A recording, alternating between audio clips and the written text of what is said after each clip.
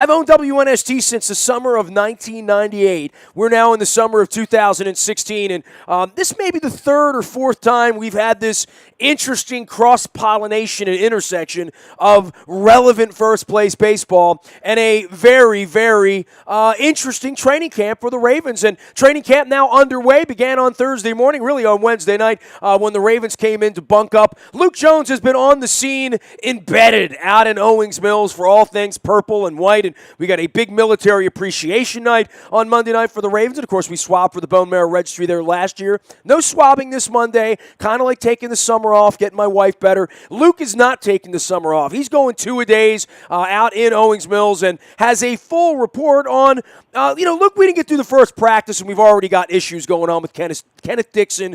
I see the damn WNST tech service, and it's a blessing and a curse. That's all I can say, man. Yeah, Kenneth Dixon, a grade 1 MCL sprain, according to an Adam Schefter report, but not something overly serious. I mean, not anything catastrophic.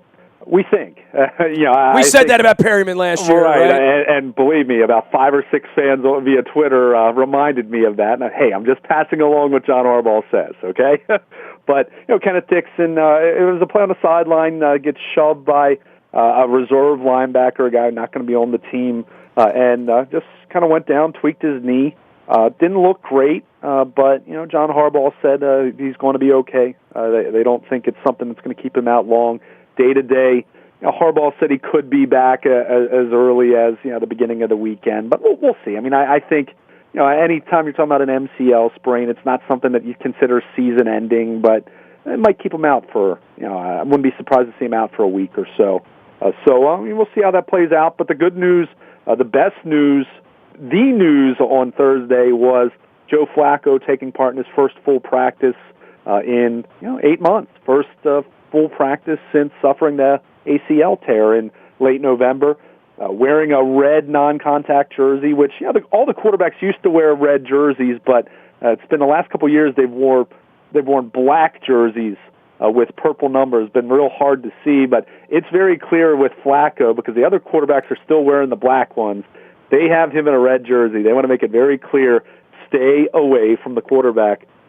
Wearing a brace on his left knee, which he told us on Wednesday when the veterans reported that he's going to wear that all year, practices and games. So a little bit of adjustment there, but overall I thought he moved around well. I thought he threw the ball pretty well. I know he wasn't thrilled with how he threw the ball, but I didn't think there was any more rust there than you'd see any quarterback have after a 6-7 week layoff. In the words of Allen Iverson, it's practice, man. Exactly. And just seeing him out there healthy, moving around well, I mean, he threw an absolute bomb to Chris Moore, the rookie wide receiver out of Cincinnati, who they're looking to be a guy who can stretch the field for them. If not this year, certainly over the next couple of years. So, we know he's capable of that, right? I mean, I don't think we ever doubted that Flacco was still going to be able to sling it, right? Oh, yeah, but just the mere sight of that, the mere sight of him hitting Dennis Pitta down the seam for a 20-yard completion, and it's no contact the first couple of days at camp, so keep that in mind, anyone who wants to get too excited. But at the same time, just seeing him out there, just seeing him looking like a guy who, other than the brace, other than the red jersey, didn't look like a guy who was limited, didn't look like a guy coming off of knee surgery. The only limit as far as his reps that I noticed, and perhaps there were a few other times, but he didn't participate in a drill in which the quarterbacks were falling on fumbles. That kind of, I guess you'd call it the Cam Newton drill at this point after what we saw in the Super Bowl. He abstained from doing that, which I think was smart. And I'm guessing the Ravens told him not to do that. But other than that, he looked like a guy who took his regular reps as the starting quarterback for an NFL team. So it was really nice to see that. Again, there was some rust, but any quarterback's going to have rust when you've had that 6-7 week layoff from the end of minicamp to training camp. It was so good to see him back on the field. And for all the other questions that we've talked about, all the other questions that we're going to have to find out answers to, whether we're talking about veteran players coming back from injuries like Suggs and Steve Smith, or young players who need to take steps forward for this team to get to a place where they're used to being in the playoff picture. But when you have a franchise quarterback and you have a healthy franchise quarterback, it makes all those other questions seem a little less important, because we know as it relates to consistent success in the NFL, it begins and ends with the quarterback. Well, and for the rest of the team out there and watching him run it around, and we talked about Dixon with this a grade 1 MCL. I mean, I'm not a doctor, but I'll play one on the radio. And I think this was part of the theme of Wednesday when Harbaugh kind of got together with the media and Flacco came in. It's just there's really a lot of depth here. There's going to be a lot of rotation for receivers and for running backs and for tight ends, that they've got 4 or 5 guys at every spot. And I think, Harbaugh in his mind is at this point to say, I don't know whether it's going to be Justin Forsett or Buck Allen or Taliaferro or Kenneth Dixon or any of the number of other guys that are running around out there, but it better be somebody. And part of this training camp is everybody's got to have their hustle on. Dennis Pitta, if he wants to play in the National Football League, not only needs to stay healthy, he needs to go out there and run around like Dennis Pitta did in 2013 in order to do that, because if he doesn't, Crockett Gilmore will, or Max Williams will, or Ben Watson will, that they at least come into this thing with multiple possibilities, unlike, and I don't want to be rude here with the first place Orioles, but the Orioles didn't go to training camp with 10 pitchers looking for 5. They went to training camp with 4 pitchers looking for 5, literally, right? Yeah. I mean, it's a true statement, and but the big key is people. Some of those individuals have to emerge. I mean, I've said this about the running backs for weeks now. Going back to really the point that they drafted Kenneth Dixon, the 3rd straight year they've taken a running back in the 4th round. You look at the depth there; it's impressive. There's talent in that group of running backs, but the question is there a number 1 running back in that bunch? Can Justin Forsett be the guy he was 2 years ago? Can Buck Allen become an every down kind of guy, or is he going to be, continue to be a change of pace guy who is a good receiver out of the backfield, but probably not a bell cow as it relates to carrying between the tackles? Can Kenneth Dixon be a 3-down kind of running back? I'm not saying they need to have a guy that carries the ball to the point where they have a 1,600-yard running back. I mean, if they have a couple guys, one guy rushes for 1,200 and another guy that rushes for 600, and they have a couple guys catch a bunch of passes out of the backfield, well, then that's great. That's fine. But you need to have at least someone prove that they're capable of being much better than just a number 2 running back. That's my point. Same thing with the wide receivers. I mean, right now they're kind of thin at wide receiver to the point that they actually moved Darren Waller and Daniel Brown back to wide receiver. I'm talking right now at practice, because no Steve Smith, no Perriman. Campanaro is back on the field, but we know he had injuries in the spring. And by the way, there's a forgotten guy, right? There's a guy we don't hear anything about him ever, and they love him. He's a workout rat. He's a gym guy. When he's been in the lineup at any point, he's done some things. Yet he can't keep him on the field, right? I mean, he's sort of the latter-day Brandon Stokely to some degree, because it was always hard to keep Brandon on the field. Yeah, that's an interesting comparison there. I mean, not the same exact player. But I mean 15 years ago. When Brandon was a Raven. Yeah. Oh, sure. Oh, no doubt about it. But no, I'm saying it's a good comparison, because Brandon Stokely couldn't stay on the field with the Ravens. That's absolutely a fair comparison. But, at these positions, the Ravens are basically going with the idea that we have numbers, and we're hoping with competition, with the reality of knowing that we're not going to be able to keep everybody. And hey, coming off a 5-11 season, this team stunk last year. I mean, they were 5-11. So you hope there's a little more intrinsic motivation to be better. And I know one of the themes that Eric Weddle talked about that John Harbaugh used on his first night addressing the team was, are you going to sell out to be the best, or are you just going to settle for being okay at what you do? I mean, it's that's a big.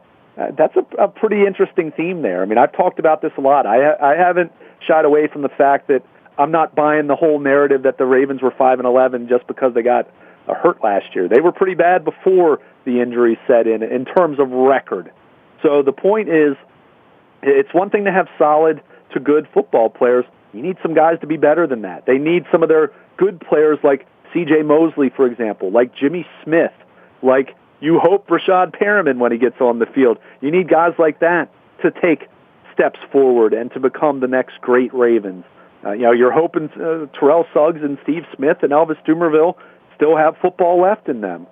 But there's some questions about how great those players can be at this stage of their career. So they need a combination of veterans bouncing back and young players stepping forward, and they've got numbers at wide receiver, running back. Hey, they got numbers at safety if you're going to talk about Brooks and Elam and these other, and the Kyle Arrington. I mean, they have a lot of guys in here, and that's what makes this thing, I think, really, really fascinating, because they're not going to keep 4 tight ends. They're not going to keep 6 wide receivers. They're not going to keep 5 running backs. It's just not the way it works, right? Yeah, well, I mean, I think they can keep 1 or 2 extra guys at some of those, but not spots. At all the above. But right. At the same time, what are you sacrificing elsewhere? I think they can keep 4 tight ends. I mean, I think if the season were to start today, and you're knocking on wood as you say it, and it's still premature because Dennis Pitta still hasn't taken part in a full contact practice. This weekend we'll see his first opportunities going up against the full contact for the first time in 2 years, really. But they're in a position where they could keep 4 tight ends, but what does that mean at wide receiver? What does that mean on the offensive line? What does that mean in terms of maybe a really good special teams player, but a fringe guy at another position? What does that mean there? So there's always going to be a certain robbing Peter to pay Paul impact whenever you try to keep an extra guy at a certain position. So that's why it's imperative that the Ravens get good performances this summer. You don't want to just be keeping guys on potential alone. We talked about this last year a lot. All the expectations were so high for them, but keep in mind they were replacing Torrey Smith, and they were replacing Haloti Ngata, and they were replacing Owen Daniels, and Pernell McPhee. Go down the list. They lost a lot of veteran starters, and they were expecting young guys just to step right in, and we certainly learned last year, whether it's by injury or whether it's by guys just not quite being ready, that doesn't always happen. So, well, we hear these guys on draft day, and we fall in love with their tape, and we follow them all summer, and then 3 years later, you look up, and Arthur Brown hasn't cracked the lineup, and Terrence Brooks hasn't been a difference maker, and we get excited about Correa, right? And I think we get excited because, quite frankly, Harbaugh gets excited. The organization gets excited to say, we've got a rookie here that we really think is going to start in week 1 and be a difference maker. Maybe, not Ray Lewis, but a guy that you're going to notice out there against the Buffalo Bills in week 1 who's a rookie. We're all looking up to say, who are these guys, right?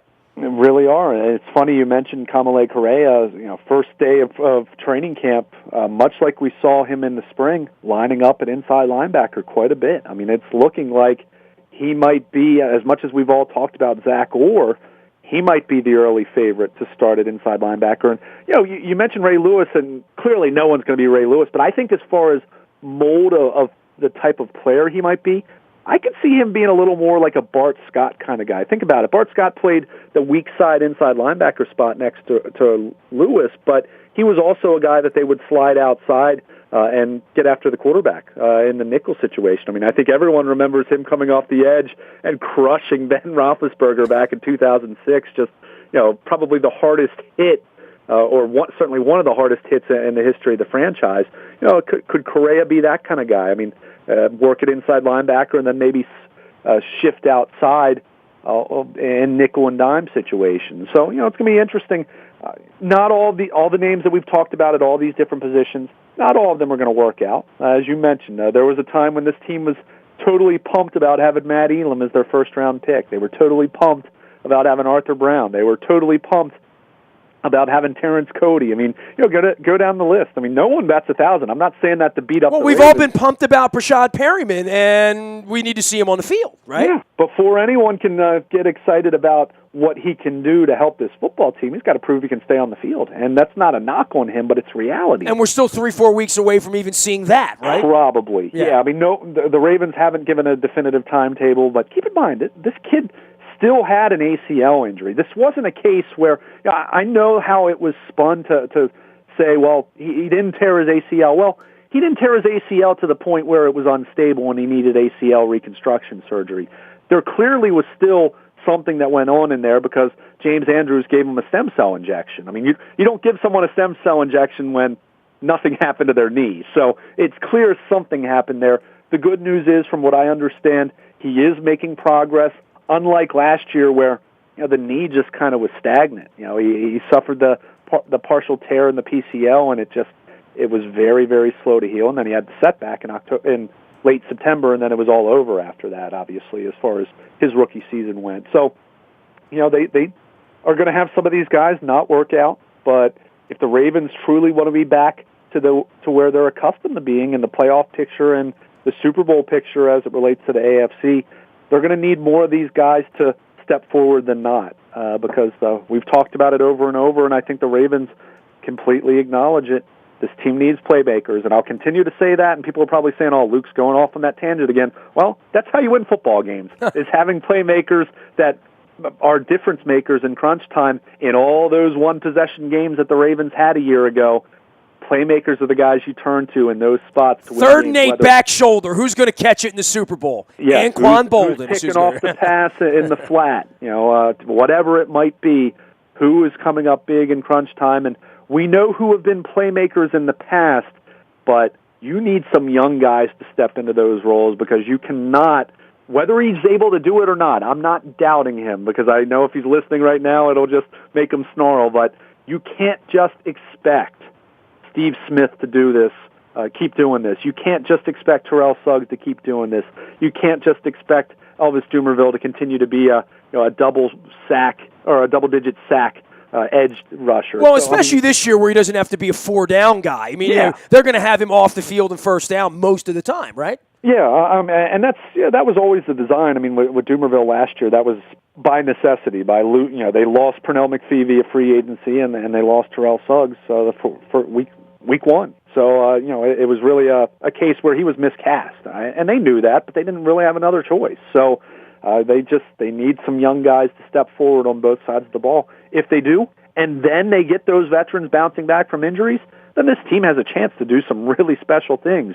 If not, then I think it's really going to be much more of a grind. And I'm not saying they'll be 5-11 again, but I think you'll see them struggle to kind of hang around that playoff race. All right, man. Well, you have a good time out there. Stay cool all weekend long. Luke Jones will be on the scene in Owings Mills for all things Purple. You're going to hear from tons of Ravens here this weekend. We're going to be monitoring all things Orioles in Toronto. And stay with us at WNST.net. You can always get on the WNST text service for any breaking news. That's brought to you by Coons Ford of Security Boulevard. Our morning newspaper hits your email inbox 7 a.m. each and every morning. It is powered up by Planet Fitness and PlanetFitness.com. Still $10 a month to get in shape there. And anything you miss anytime, day or night, in the Buy a Toyota Audio Vault 24 hours a day. Download the TuneIn Radio app and listen live from wherever you are, whenever you are. You can also find me, Nasty, at WNST.net, LinkedIn, Twitter, Facebook, Snapchat, Instagram.